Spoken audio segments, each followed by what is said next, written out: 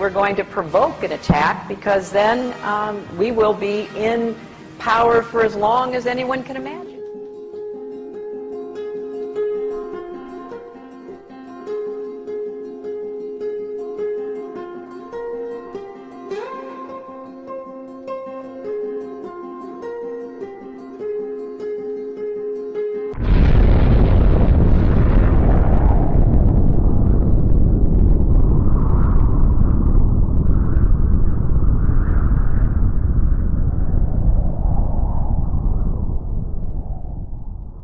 But if police suspect your car was involved in a crime, they can take it, sell it, and in most places, pocket the proceeds to pad their budgets. In fact, the most famous U.S. attorney for doing this is Loretta Lynch.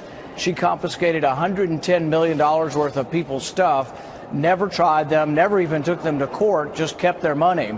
And it turns justice on its head, because you're presumed to be guilty until you prove that you're innocent. It's the ultimate symbol of the American dream, a house. Homeownership is still very much the thread that stitches together the hopes of so many people in this country. But as our Pamela Brown reports, some in Philadelphia are losing their homes they worked so hard to build, and it has nothing to do with being able to pay their mortgages. I built this house with my own hands. I'm a working guy. I work every day, 6 days a week, 7 days if I have to. For 8 years, Christos Sorvelis, who built his own painting business, I built the oven for pizza and barbecue. has also been toiling away on his family's dream house in the suburbs of Philadelphia. I was so upset thinking somebody's going to come over and take my house for nothing. That makes me crazy. Without warning, Sorvelis says Philadelphia police and prosecutors seized his house. I was going nuts. So what do you mean? He and his wife, Markella, have never been charged with a crime or even accused of any wrongdoing. Talk to us a little bit about another project you're working on. It has to do with civil forfeiture. Tell us what that is. Well, basically, the government can take money from you without ever convicting you, without ever even charging you.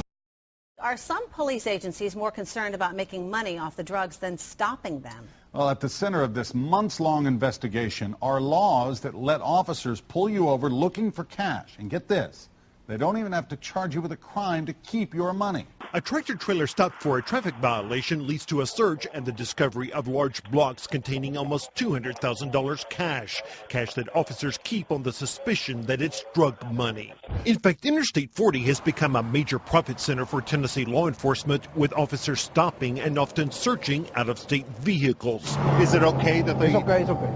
It's because of a state law that lets them seize money like the cash shown in these police photos, simply based on the suspicion that it's linked to drug trafficking. If an owner does not take legal action to get the money back, the agency gets to keep it all. I mean, this is really highway shakedowns coming to the U.S. The reason why I stopped you was you're coming outside your lane of travel. I don't know if you're getting sleepy or you're not drinking, or you know. So what was the reason for the stop? I think he said he crossed the line, weaved over. Yet our camera had been tracking that same supervisor and captured the exact moment that he put on his brakes just as he was about to pass the Texas vehicle. As you can see, it's squarely between the lines. For almost 2 minutes, the interdiction vehicle trails the SUV. And while the officer himself is all over the road... That car wasn't weaving. The tape, it was not weaving. It did not cross the line. You're right. He never weaved once, did he? No, he stayed within his lane of traffic. Hey, driver, how you doing today? Can I see your license, please?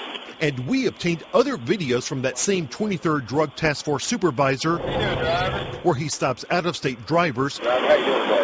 and never even tells them that they violated any traffic laws. Last year, the Institute for Justice issued this report, Policing for Profit, that gave Tennessee a D- for civil forfeiture laws that make it all possible. Under civil forfeiture, you give law enforcement a direct and perverse incentive to go out and try to take as much property from citizens as possible. It's a way to make money for your task force, honestly. Well, you know, when you say make money, I guess it is a way for us to continue to fund our operation. What we're doing, we're taking advantage of how the laws are, to use the money to be able to put back to fight the drugs. So everything's paid through seizures and fines. So if these officers out on the interstate don't come up with cash, then they might lose their jobs. Well, it's a possibility, yes. Out here on the interstate, interdiction officers have a choice. Conventional wisdom is that the drugs come in from Mexico on the eastbound side, but the money goes back on the west. We spotted both the 23rd and Dye staging time and time again with their backs to the drug side.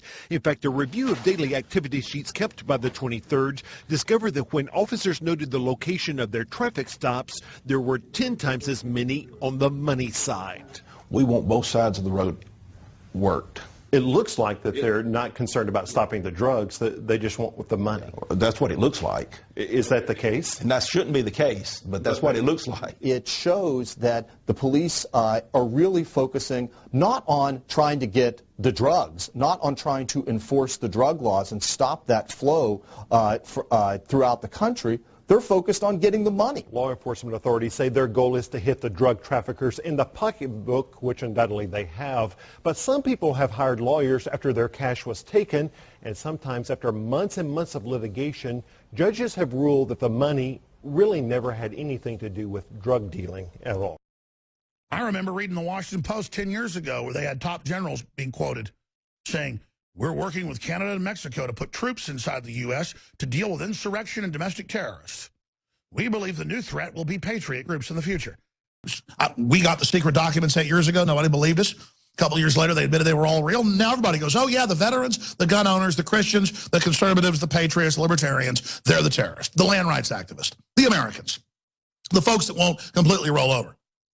Look at it. Black Power Group claims responsibility, warns of more assassinations. 5 cops shot dead in Dallas. Suspect wanted to kill white people. The end is coming.